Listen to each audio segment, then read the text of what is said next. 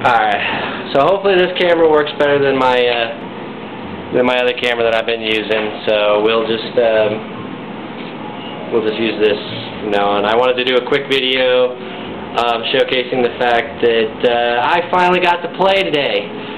If you can't tell by how sweaty my hair is, I just got back. It's about 90 degrees out there, and I had all the gear on because I had to test everything, make sure everything worked, and I just gotta say, I couldn't be more happy with the results. The gun performed beautifully.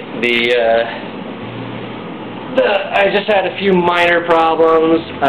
The gear, as big and heavy and hot as it was not as bad as I expected. It was very comfortable to run around in. Didn't have any problems. I feel good right now. I don't even feel like sore or tight or anything like that. I only got to play for about 2 hours because I wasn't even supposed to play. I just was stopping by to use their firing range to test the gun, and just couldn't resist. I was like, that's it, I gotta go. I mean, the gun worked and everything. The only sad thing was that I did not get to use the grenade launcher. I was test firing it and showing it off, and I was using the gas, showing it off outside, and it fired a shot, and it only went about 4 feet away, which is very different from the video you guys saw. And the reason for that was that the gas that I would use to charge it and power it was kaput. It was gone. It was out. It was just spitting out the bottom air and all that stuff. It was cool to show it off, but it was not practical to use. And it didn't really matter because I never got close enough to anybody that actually use it. But as for the gun itself, though, it was very good.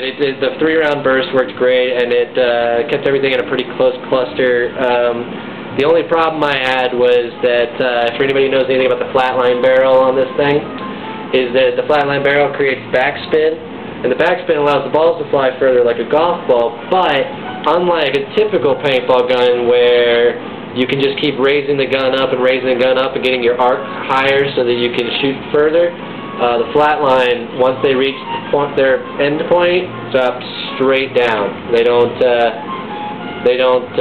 arc or anything. It's like a right angle straight down. So if somebody was out of range, and most of the time they were, there was just no way to hit them. I couldn't do it, and so I would just be in standoff situations with guys forever, and it was kind of sad. I'd spend like almost the entire game on like 2 or 3 guys, but I did get about 5 people out, and I only got out twice, well 3 times actually. I got hit in the shin twice, in the same spot, and technically I don't think the balls broke. I just felt them and it looked like they did, but I probably should have just stayed in because I don't think they actually broke. I think they just brushed me. And then the 3rd time I got out because I ran out of ammo, and I was like, at that point in time I had to leave anyway, so I just walked off the field and went home. But the gun was great. Besides the range issue, and I might need to turn it up a bit. It's sad that I didn't get to use the grenade launcher, but when I was playing, I didn't see a time or place that I could have used it. It just never came up. The flashlight obviously was useless.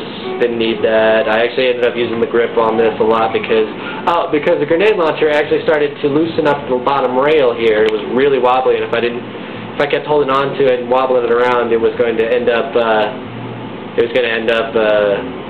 breaking the rail right off, stripping the screws and stuff. So I actually ended up having to take it off for the last game, or the last few minutes of the game.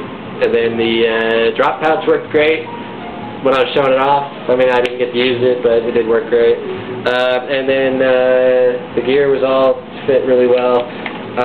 But the red dot sight was actually pretty good too. It was pretty accurate, I have to say. It allowed me to really hone in, at least group my shots in a small spot.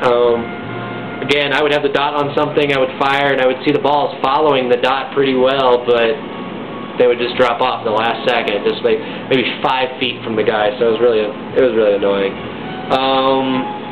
The only other thing is that I said it in one of my earlier videos. I have got to replace this stock. In fact, I would rather even replace it with a cheaper one at this point in time, because the cheaper ones are at least one piece instead of multiple pieces like this one. and that way I don't have to worry about it blowing off, because it already feels loose again, and this thing's been like glued, welded, screws put in it and everything, and it's just blowing itself up, so that sucks. But other than that, man, I had a great time, and I'm glad that this is all paying off, and I will certainly go again. And I really wish I had just like planned ahead that I was gonna actually go, because I would have had even more fun out there. But all right, thanks for watching. Maybe next video we'll actually I'll actually be out there and get some video of the gameplay. So.